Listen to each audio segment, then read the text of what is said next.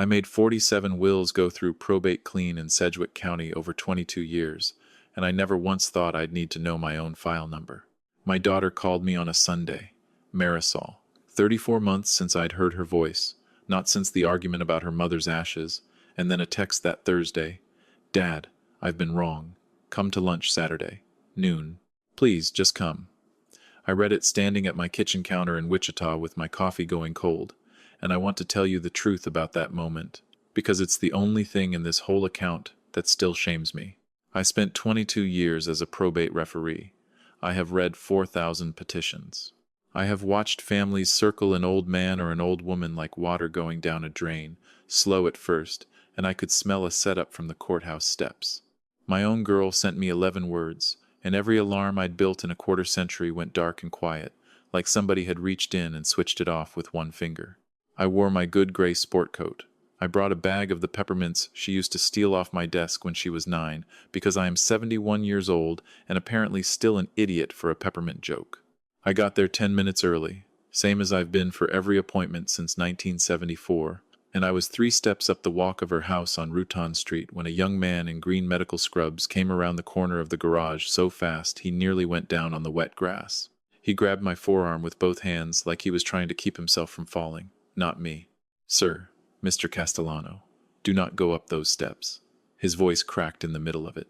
Turn around right now and get back in your car.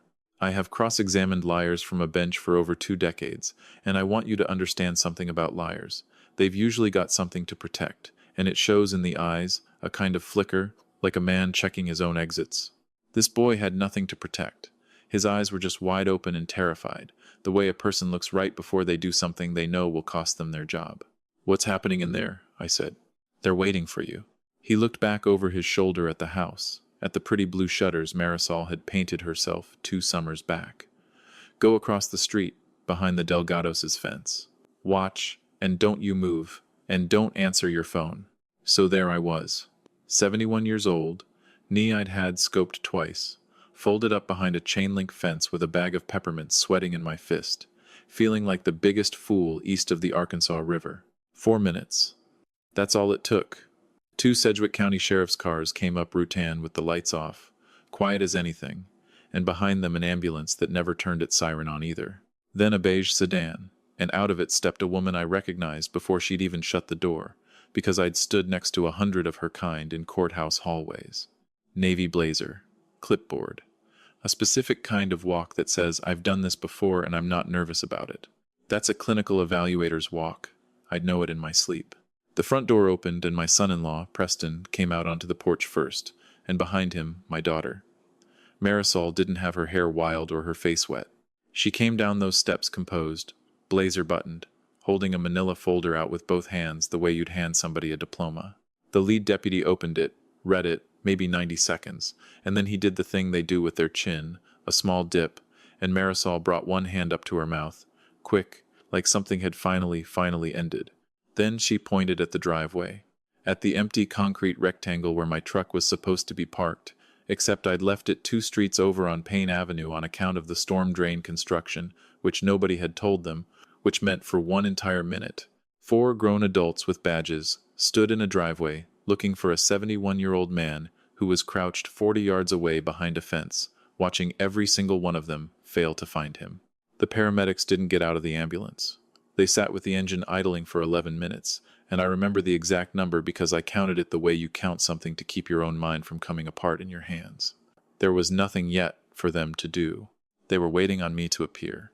And I stayed behind that fence for 35 minutes after all 4 vehicles finally pulled away, and my phone never stopped burning a hole against my leg, and twice, I got as far as pulling it out and finding my daughter's name in my contacts before I put it away again.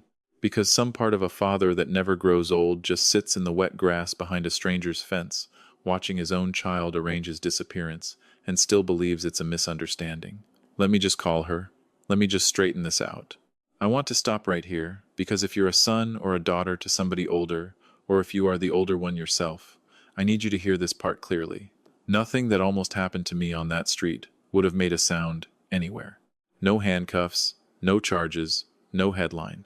Under Kansas law, if 2 people sign a sworn statement that a man presents a danger to himself, and a licensed clinician backs it, that man can be held 72 hours for evaluation.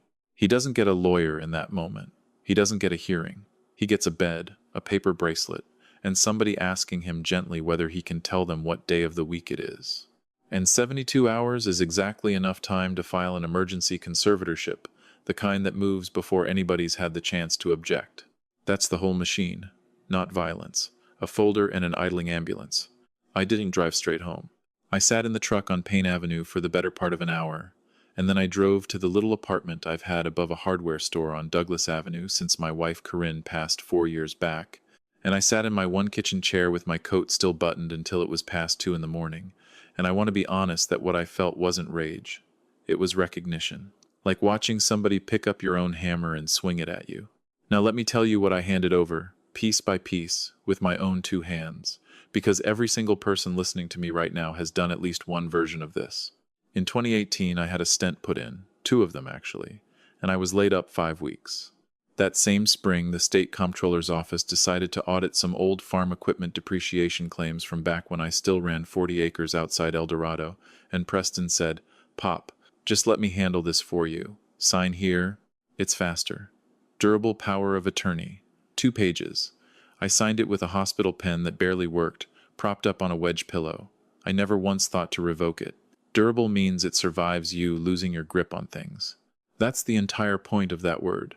And I knew that word better than almost anyone in the state of Kansas, and I still signed it without reading past the first paragraph. Then in 2020, Preston sat across my kitchen table with his laptop open and explained to me, patient as a school teacher, about step-up basis and probate fees, and how much simpler everything would be if the house went into a trust with him as trustee now, while I was healthy, so nobody had to fight over it later. "You'll live there the rest of your life, Pop," he said. "It's just paperwork." I let it go for $1 in consideration. And in 2022, they told me the stairs in that old house were getting to be too much for my knee, and there was a nice place above the hardware store with an elevator 2 blocks over.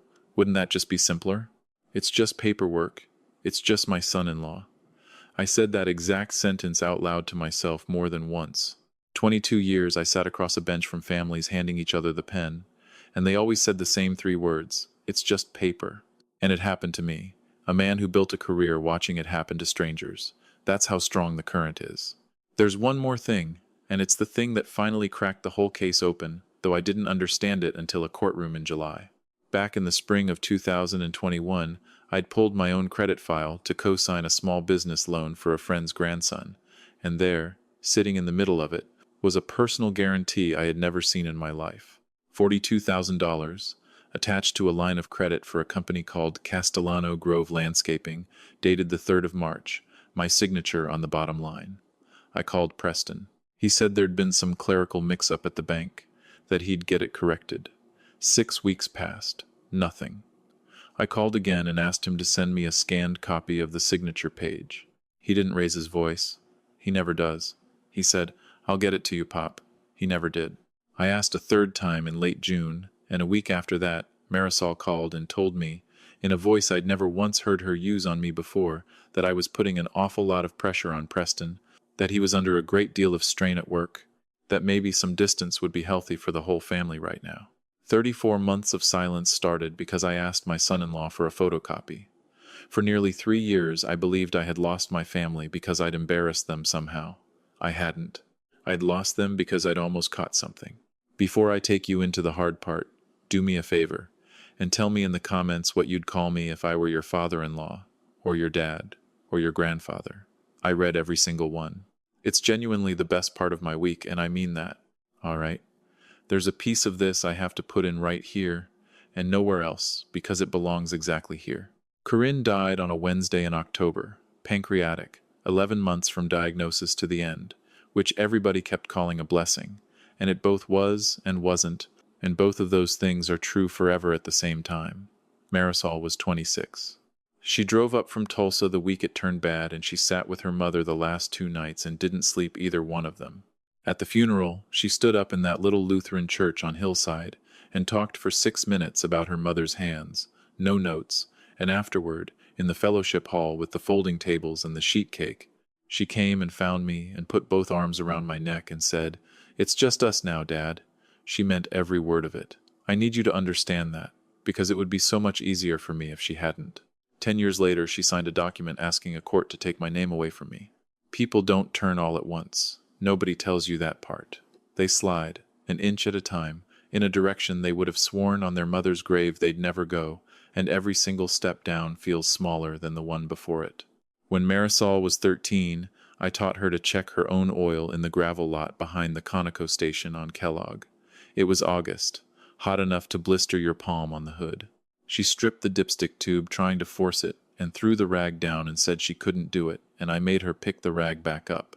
I told her, "You don't fight it. You feel for where it wants to go, and you let the engine guide your hand." She got it on the second try, and grinned up at me with grease on her chin. I have run that afternoon back through my head probably 1,000 times since July, and here is what I've landed on. I taught my daughter to solve a problem by feeling her way to where it wanted to go. I never once taught her what to do when where it wanted to go was away from a mistake she'd already made. She called me in June, 5 weeks before the hearing. My lawyer had told me plainly not to answer. I answered anyway. "Dad," her voice was wrecked clean through.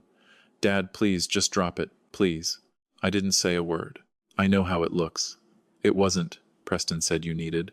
She stopped herself. Started again. "I'll sign the house back. Today. Right now if you want." "I want the 3rd of March, 2021, I said. Silence on that line, long enough that I could hear a television somewhere behind her. "I don't know what you're talking about," she said. She knew exactly what I was talking about. I hung up the phone, standing in a kitchen that still smelled faintly like the hardware store's paint thinner from downstairs, and I understood my own daughter had just lied to me for the last time it was ever going to cost her nothing. The young man in scrubs called me the next morning at 6:45. "Mr. Castellano, this is Dario Ferreira. Ma'am, sir, I owe you an explanation, and I need to say it fast before I lose my nerve." I sat down at the table. "I'm a home health aide. I've worked for Bellhaven Fiduciary Group for 6 years. That's your son-in-law's company, not hers, your daughter's." I hadn't known that.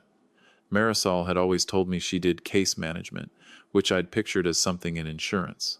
"Marisol Castellano Vance is a licensed professional conservator," Dario said. "Right now, she's got 38 wards under her care." 38. He let that number sit there a second. When an elderly person doesn't have family, or the family's split, a probate court appoints a professional, a stranger. That stranger controls the money, the house, the medications, who's allowed to visit. She bills the estate for her hours. It's a legal business, a good one when good people run it. 38, I said. 39. If this goes through. His voice stayed level the whole time, which somehow made it worse. "I've watched her do this 3 times before, Mr. Castellano. She doesn't need a crime. She needs a hold, a doctor's signature, and a next of kin willing to file.